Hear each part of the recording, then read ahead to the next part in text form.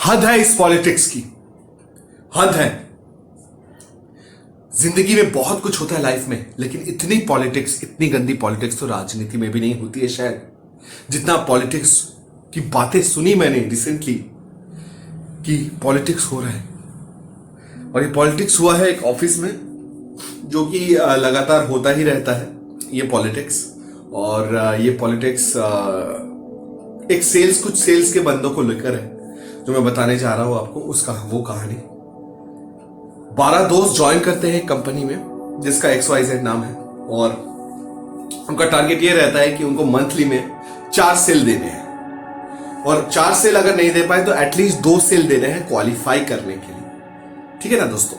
तो होता ये है कि जब वो लोग जाते हैं वीक में, वीक 1, वीक 2, वीक 3 और वीक 4, 4 वीक में जाते हैं। किसी का 1 सेल होता है, कोई 0 पर है, कोई 4 पर है, और कोई लड़की जो है वो 0 पे रहती है। अचानक से ये होता है कि मंडे की जगह पर जो ट्यूसडे आता है, ट्यूसडे आने के बाद जिस लड़की का 0 सेल था, उस लड़की का अचानक से अगले दिन 2 सेल हो जाता है। ये कैसे होता है दोस्तों, कभी आपको पता है क्या?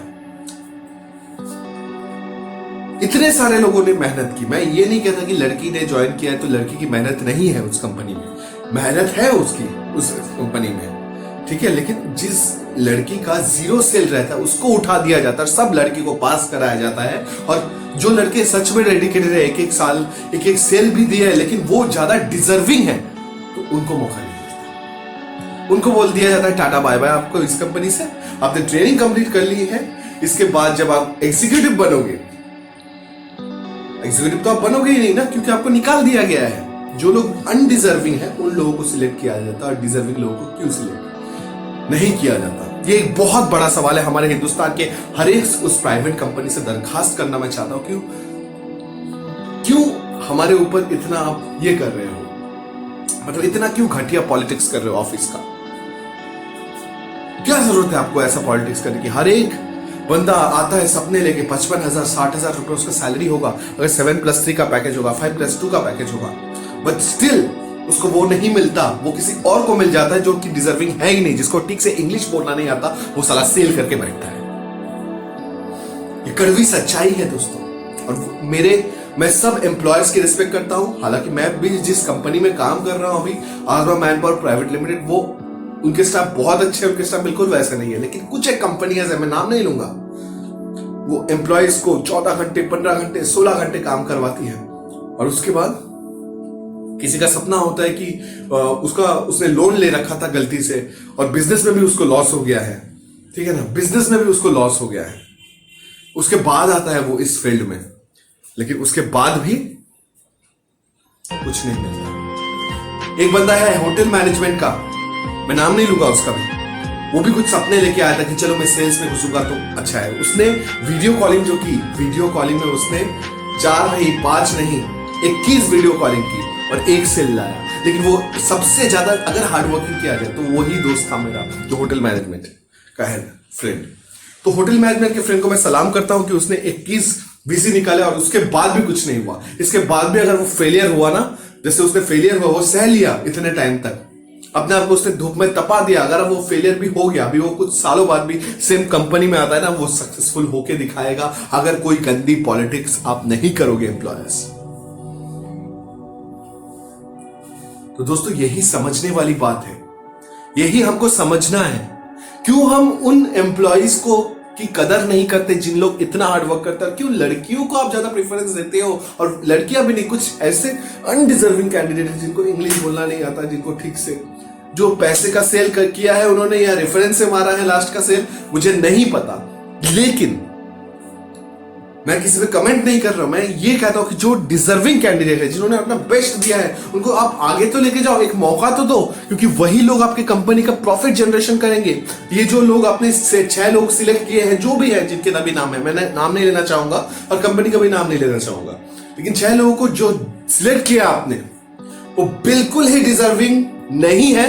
ऐसा मैं नहीं कहता, कुछ लोगों के अंदर है, टैलेंट है, तभी वो आगे है, ठीक है। अगर टैलेंट नहीं होता तो वो आगे नहीं बढ़ते। जरूर कुछ ना कुछ उनको मैनेजमेंट में देखा गया है, इसके लिए वो लोग हाईलाइट हुए हैं। लेकिन वो जो वोटिंग होता है ना इंडियन आइडल का, सारेगामापा का, कि डिजर्विंग कैंडिडेट आउट हो जाता है और अनडिजर्व जो रहता है उसको वोट मिलकर वो जीत जाता है, ऐसा हो रहा है यहाँ पर।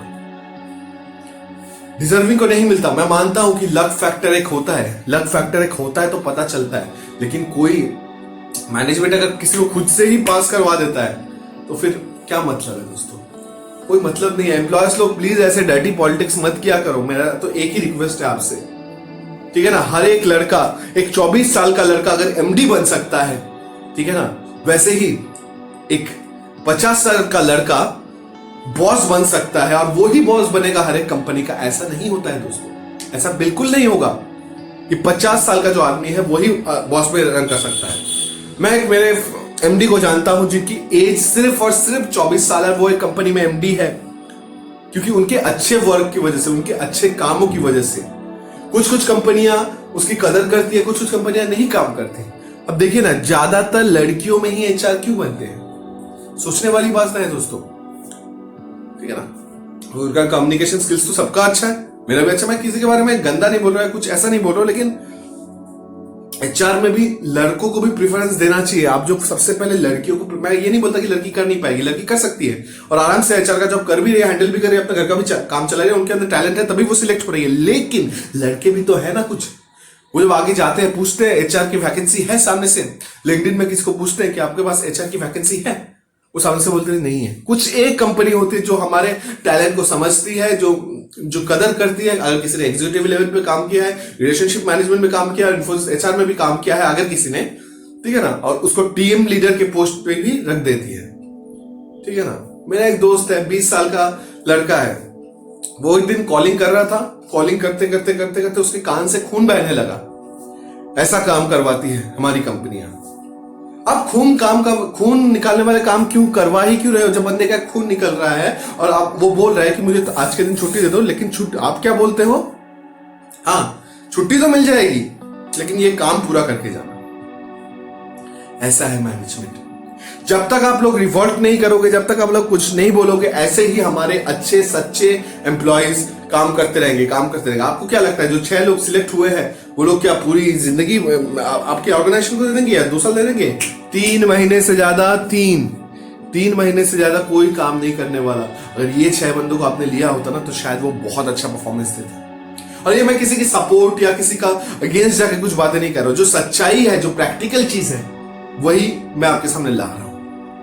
आप पहले ये समझने की कोशिश कीजिए एम्प्लॉयर्स लोग कि आखिर क्यों ऐसा आप डिजर्विंग कैंडिडेट को नहीं ले रहे हो। आप फीडबैक तो माना, आपने फीडबैक दिया, सब कुछ किया, तो आप अनडिजर्विंग कैंडिडेट को क्यों ले रहे हो? डिजर्विंग को लो ना।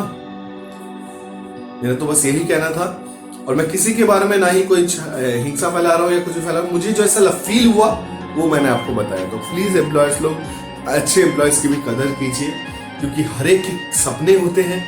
हर एक कोई सपना, जैसे कोई सपना देखिए मुंबई शहर में जाता कि मैं एक्टर बनूंगा, वैसे ही कोई हर किसी का सपना है पैसा कमाऊंगा, घर पे दूंगा, मेरा लोन बिजनेस में नुकसान हो गया तो मुझे देना पड़ेगा आगे चल के। तो ये सब आपको समझने की जरूरत है, ठीक है ना। आप अगर एम्प्लॉयज को चांस नहीं दोगे तो एक दिन आपको खुदा भी चांस नहीं देगा।